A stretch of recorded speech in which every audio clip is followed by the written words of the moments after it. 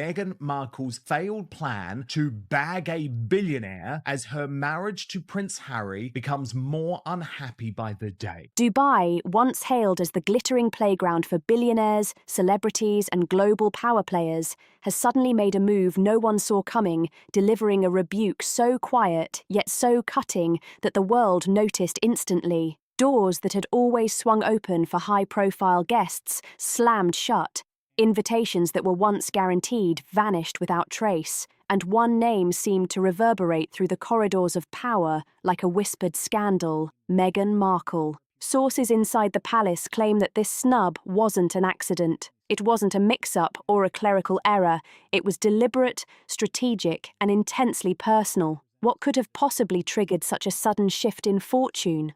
What sparked the alleged outbursts behind closed doors, as rumours fanned across private corridors and tempers flared among advisers? One question dominated chatter worldwide. What had Meghan done to make Dubai say an unambiguous no? The fallout left observers stunned, with global media struggling to piece together exactly what unfolded. The so-called Dubai moment was meant to be effortless, almost invisible. Meghan was expected to glide in quietly, bypass the limelight, and leave without making headlines or provoking whispers. According to multiple commentators, she touched down in the city in early February 2026, fully anticipating the type of treatment Dubai usually reserves for figures of her fame: discreet, efficient, and unremarkable. No red carpets, no photographers in the wings, no attention-grabbing spectacle. But what she encountered was shockingly cold, silence that cut deeper than any confrontation. Dubai, a city famed for meticulous control, where elegance is carefully choreographed and loud refusals are practically taboo, handled the situation with calculated restraint. There were no security standoffs, no verbal confrontations, no drama for the cameras. Meghan was quietly escorted to a private room, her documentation processed in a short internal review, and within hours, a firm decision was recorded. Entry denied. No photos surfaced. No press release clarified the action. The moment passed, almost invisible, but its impact would echo loudly worldwide. No spokesperson stepped forward. No explanation was offered. Meghan was reportedly placed on a return flight, leaving the city with the same muted presence she had arrived with. For the rest of the world, it appeared over, but for insiders and observers, it was only the beginning. The refusal itself, while unusual, was not technically shocking. Dubai immigration officials have wide discretion at their borders,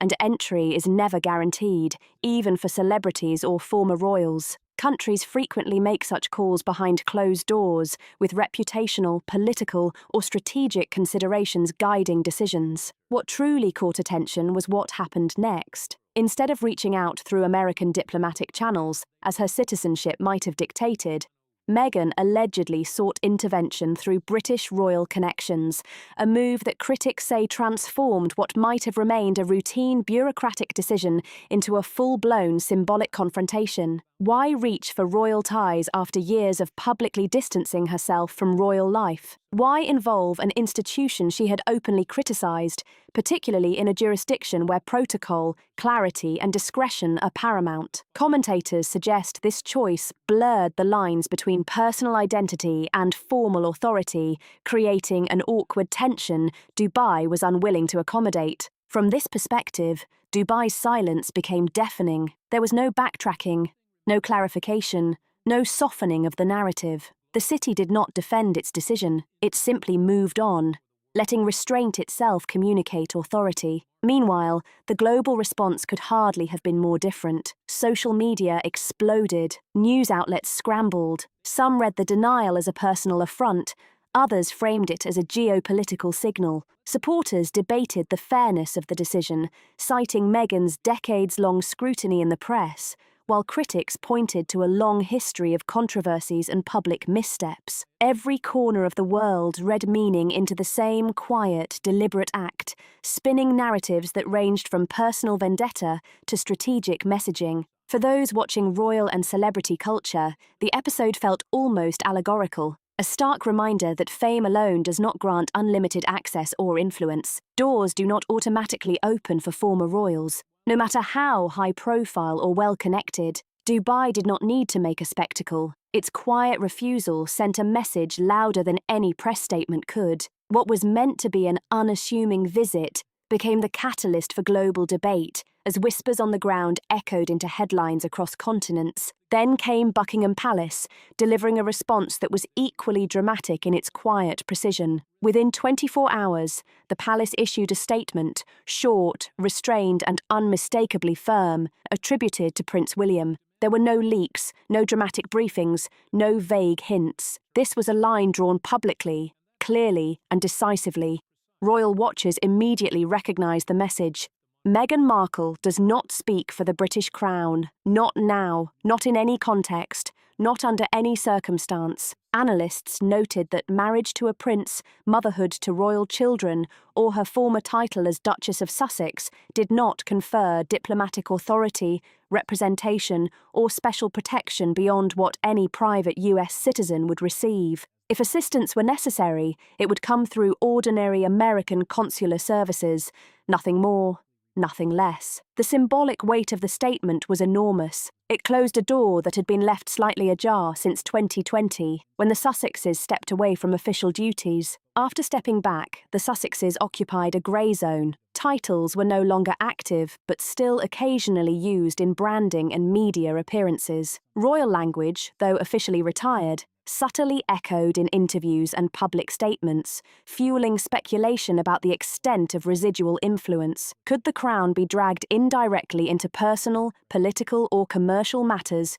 through association alone? Until this moment, no one at the palace had addressed these questions directly. Now, ambiguity was gone, definitively. Reports suggest Princess Anne played a pivotal role, ensuring that the message was reinforced across diplomatic and institutional channels. Known for her no-nonsense approach and strict respect for constitutional limits, Anne reportedly guaranteed that boundaries were crystal clear. Royal affiliation cannot be leveraged for business, media, political, or personal agendas. Observers outside the palace may have seen a harsh move, but commentators emphasize it was not punishment, it was containment. The monarchy relies on clarity, structure, and strict adherence to protocol. Blurred lines threaten the institution's ability to remain neutral and apolitical. By stating explicitly what Meghan is not, the palace protected the crown, its staff, Prince Harry, and even foreign governments from confusion about authority. Strikingly, this decisive act was delivered quietly, without public recrimination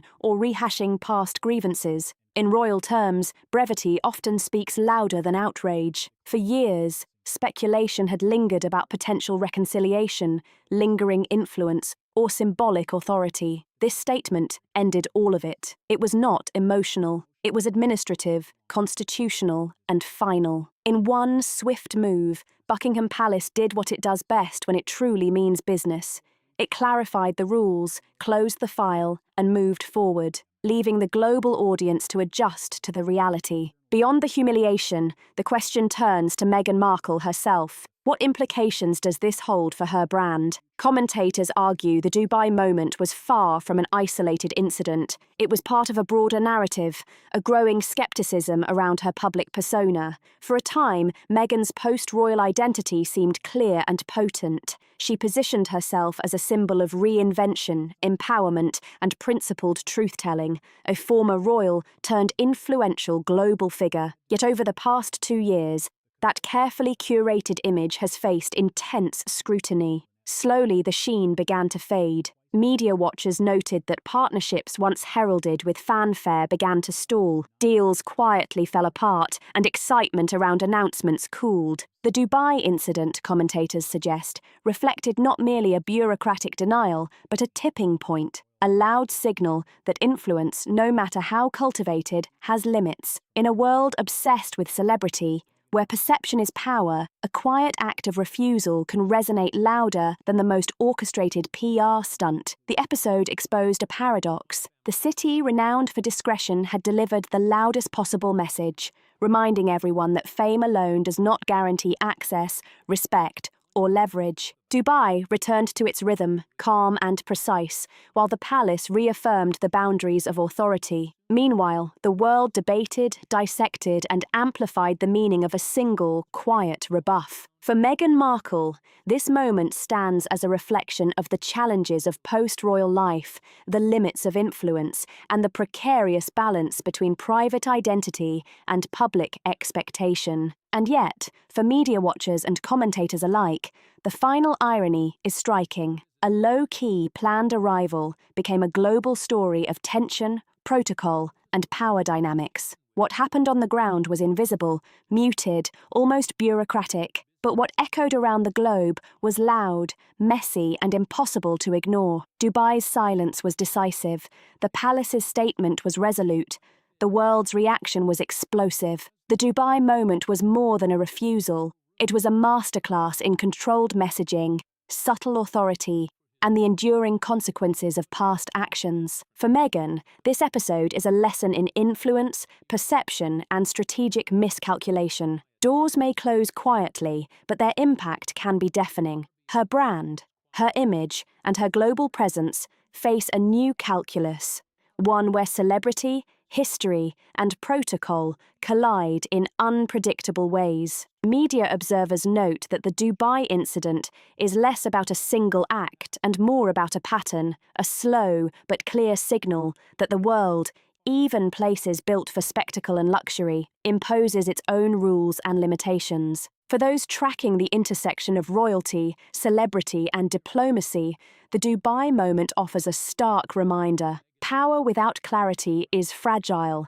influence without institutional backing is temporary, and the quietest refusals often carry the loudest lessons. The moment leaves one undeniable truth. In a city that thrives on elegance and discretion, silence speaks louder than words, and even the most carefully cultivated persona is subject to forces beyond control. Major partnerships once announced with fanfare began to cool. In recent months, what was once seen as a string of high-profile opportunities for Meghan Markle quietly began to unravel, raising eyebrows across entertainment, media, and global business circles. Deals that had been touted as groundbreaking were quietly reduced in scope, while others reportedly ended altogether. Projects that were expected to dominate headlines stalled or vanished without explanation. While such shifts are not uncommon in elite circles, the pattern, appearing in quick succession, sent a clear signal to observers. Something was amiss. When multiple doors start closing at once, questions inevitably follow. At the same time, organisations linked to Meghan's name, charities and non-profit structures, came under heightened scrutiny for reasons no public figure ever welcomes. Public records and press reports indicate that regulators in both the United States and the United Kingdom raised questions about compliance, governance, and structural transparency. These were not criminal accusations, yet in circles where order, reputation, and perception matter, even minor queries can ring alarm bells. Even routine regulatory scrutiny can trigger discomfort in institutions that prioritize clarity and predictability. Small, unanswered questions can feel like red flags, and in Meghan's case, they were compounded by the resurgence of old stories and complaints from former staff. Issues that had faded from public memory suddenly returned, amplified by social media, rumour, and narrative speculation. Every claim, every whisper, every past criticism was magnified and dissected in ways both fair and unfair, creating a sense of instability around her brand. Experts in reputation management often emphasize that perception matters just as much, if not more, than reality. In high-level branding, especially in environments where discretion, reliability, and predictability are prized, even the appearance of chaos can have damaging consequences. Analysts point out that organizations rarely wait for proof before making strategic decisions. Uncertainty alone, legal questions, financial ambiguity, unclear public narratives can make a once desirable partnership feel like a risky gamble. This is the lens through which many observers interpret Dubai's response to Meghan. They argue the city did not issue a personal snub, nor did it render a moral judgment.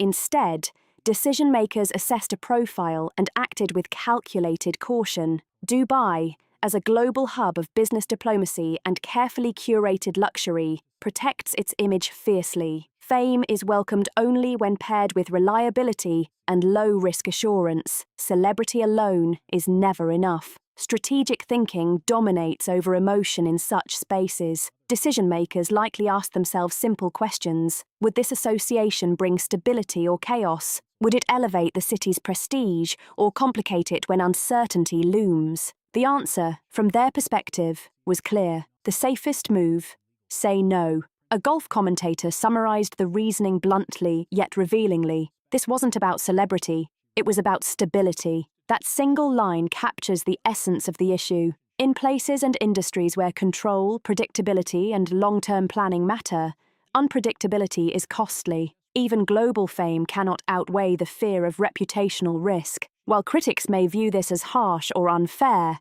analysts argue it simply exposes a subtle, ongoing shift in perception that had been quietly forming over time. Dubai did not create the unravelling, it merely made it visible. And what of Meghan Markle's personal life? How did this humiliating incident intersect with her marriage to Prince Harry? The spotlight gradually moved from headlines to something far more private and telling: the dynamic between two very different visions living under one roof. Once presented as an unbreakable partnership, a union standing boldly against royal tradition, their marriage now faces quiet scrutiny. According to insiders cited by both British and American media, the tension has little to do with betrayal or scandal. It's about direction, priorities, and differing responses to the same reality. Prince Harry, observers suggest, appears weary and emotionally worn from years of public conflict, relentless criticism, and the exhausting burden of constant explanation and defense. After stepping away from royal life seeking peace and autonomy, he seems increasingly drawn to stability, privacy, and a slower, quieter sense of purpose. Some speculate he longs for a return to simplicity, a life where battles are fewer and expectations more manageable. Meghan, in contrast, is described very differently. Sources say she remains deeply committed to visibility, influence, and global relevance. Where Harry seems poised to slow down, Meghan pushes forward, pursuing new platforms, audiences, and opportunities. Retreat is not in her vocabulary. Momentum is everything. Dubai, according to reports, was meant to be a strategic leap into fresh territory, luxury, attention, and international exposure. Yet Harry's apparent distance from the trip fueled speculation about alignment and unity. His absence from planning and lack of public comment afterward suggested emotional space rather than defiance, a quiet detachment behind the scenes that observers found telling. Practical pressures are also weighing heavily. Financial expectations that once seemed limitless are tightening. High-profile deals have not always delivered as promised, and the lifestyle the couple maintains requires constant funding and attention. Questions about stable income, future branding, and housing have reportedly added strain to private conversations. These are not trivial matters. They are the kinds of pressures that test even the strongest partnerships. This distance is particularly striking when contrasted with the early days after stepping away from royal duties. Back then, Harry and Meghan projected an image of unity, two people shoulder to shoulder, challenging tradition, determined to tell their story on their terms. That shared sense of mission seemed to bind them closely together, but over time, subtle cracks have appeared. Analysts suggest the real divide is not about love or loyalty, it's about response. Both experience the same fall from royal authority, the same public scrutiny, yet they process it very differently. Harry looks inward, cautious and protective of privacy. Meghan projects outward, ambitious and focused on impact. This contrast has led to questions about whether the couple still shares a unified vision or if they are navigating the same storm in different directions. What once looked like a single, determined front now appears, at least to outside observers, as two individuals charting parallel but distinct paths. As pressures mount, the question is no longer just about public image or career moves. It is about whether shared purpose can survive when personal visions drift apart. The Dubai episode, humiliating as it was, serves as a case study in the modern nature of influence. Public reaction, palace statements, and global scrutiny all underscore a critical truth. Power today is not defined solely by fame, titles, or past associations. Symbolic authority exists only as long as institutions choose to recognize it. Once that recognition is withdrawn, influence fades. Critics argue that Meghan may have misread this reality. There appeared to be an assumption that royal identity is permanent, something that could be paused, then reclaimed and reshaped at will. In reality, the crown is an institution with rules, limits, and expectations. It is not a brand asset to be redeployed at convenience. Dubai's quiet but firm refusal was not a personal slight. It was a calculated assessment by a city that thrives on control, clarity, and predictable outcomes. Access was denied because risk was deemed too high. The Buckingham Palace statement further reinforced this. It removed any lingering doubt, making the message unmistakable. This alignment of royal authority and market logic was no coincidence. Two very different systems, one ancient, one commercial, delivered the same verdict. Titles alone do not guarantee relevance. History does not confer immunity. Former status does not entitle anyone to future platforms. Together, these moments shattered the assumption that royal association can exist independently of royal duty. Dubai made it equally clear that neutrality was no longer an option. What now remains is a chasm, one where influence, trust, and predictability once intersected to open doors across global diplomacy, elite business, and high-end luxury branding. In these worlds, trust alone is not enough. To operate at the highest levels, there must also be consistency, reliability, and a predictable presence that others can plan around. People often assume that scandal is the gravest threat to reputation. The truth is more subtle, more pervasive. Uncertainty is far more dangerous. Institutions can survive controversy. They can spin mistakes, and they can even weather waves of public criticism. But unpredictability, that is something they cannot tolerate, especially when billions of dollars, intricate alliances, and long-term planning are at stake. By early 2026, this had become the central issue. Meghan Markle was no longer simply controversial, she was inconsistent. Her image had shifted from polished prestige to strategic uncertainty. In high-level spaces where the stakes are measured in power, wealth, and influence, unpredictability is a red flag stronger than any scandal ever could be. Luxury brands demand control, governments rely on stability, royal families survive through continuity. A figure caught between insider and outsider status creates confusion, and in these circles, confusion is costly, sometimes catastrophic. The response to this emerging reality was deliberate and restrained. It was calm, quiet, and final. There were no angry statements, no public arguments, no need for dramatic denials. Access was quietly withdrawn. Invitations stopped coming, and associations cooled. The silence did all the work. Those watching closely could see the subtle, unstoppable forces at play. Where influence once opened doors, uncertainty now quietly closed them. The larger lesson is not about Meghan Markle alone. It is about how power functions in the modern era. Influence is not something one owns. It is something granted, renewed, and at times revoked. Titles are not personal property. They are essentially contracts with unspoken terms. When the terms change, the value of that title or influence shifts along with them. One media strategist summed up the moment with blunt honesty. She believed leaving the palace would make the world chase her. Instead, the world paused, watched, and recalculated. Recalculation is a concept often overlooked in discussions of influence. The world rarely reacts purely emotionally, it reacts strategically. Every individual, organization, and institution assesses risk, measures benefit, and acts accordingly. In doing so, a fundamental truth emerges. Influence without institutional backing is fragile, and prestige without predictability rarely survives. This moment also sheds light on the complex dynamics between the UAE and the UK. Could Dubai's decision have been influenced by royal approval? Did it risk straining relations between the two nations?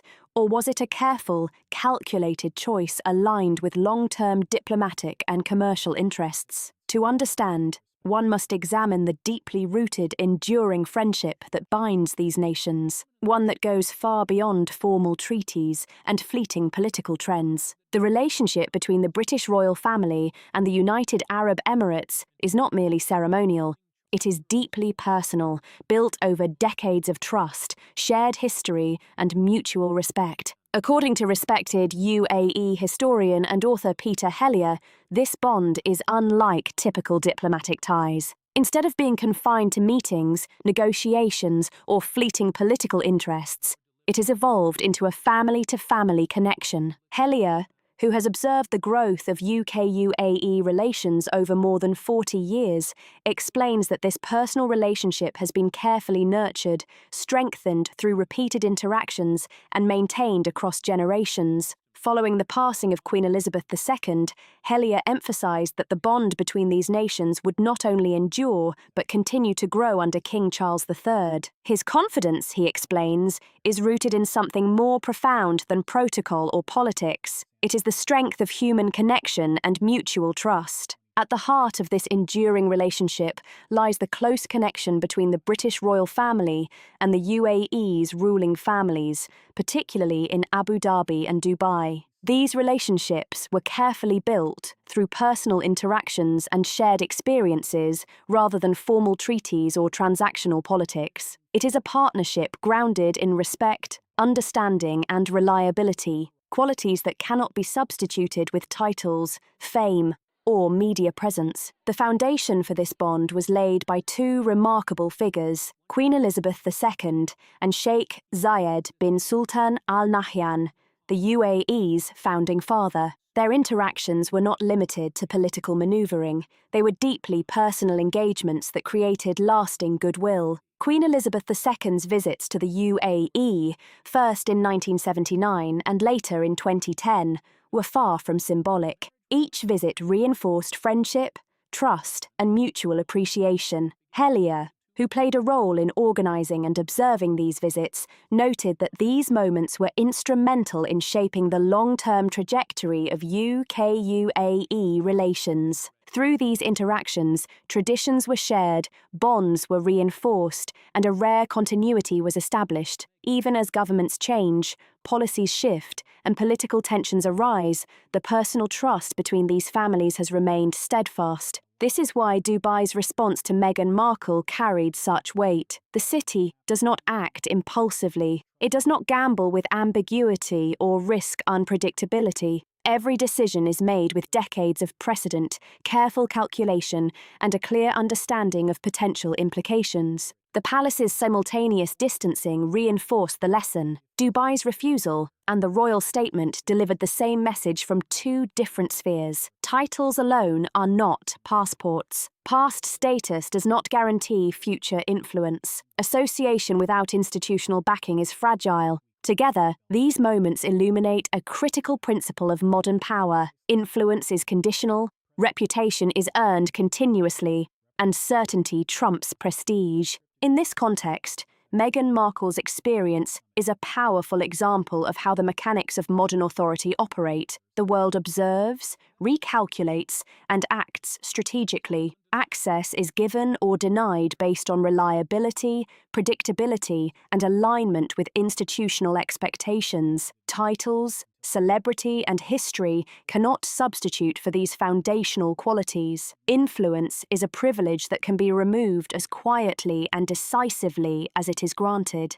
This story also underscores the enduring significance of the UK-UAE royal relationship. Even in moments that might appear personal or individual, decades of diplomacy, friendship, and trust quietly shape outcomes. Dubai's decision was strategic, informed by long-standing alliances and a careful understanding of risk. The palace's statement was deliberate, reinforcing boundaries and clarifying roles. Together, they ensured that both institutional and commercial interests remained protected, sending a message about the limits of influence and the necessity of predictability. Ultimately, this episode is as much a lesson in power as it is a narrative about a single individual. Influence cannot exist in isolation. Prestige must be paired with predictability. Authority is conditional, and recognition can be withdrawn at any moment. For Meghan Markle, The Dubai incident and subsequent palace clarification serve as a stark reminder of these realities. So, what do you think about Meghan Markle's Dubai moment? Was it simply a coincidence, or was it a carefully orchestrated signal by both monarchies and international partners? How do you interpret the balance between personal fame, institutional authority, and global influence? Share your thoughts in the comments. We want to hear your perspective, and if you enjoy in-depth explorations of royal dynamics, influence, and behind-the-scenes stories, hit like and subscribe to stay updated with every revelation.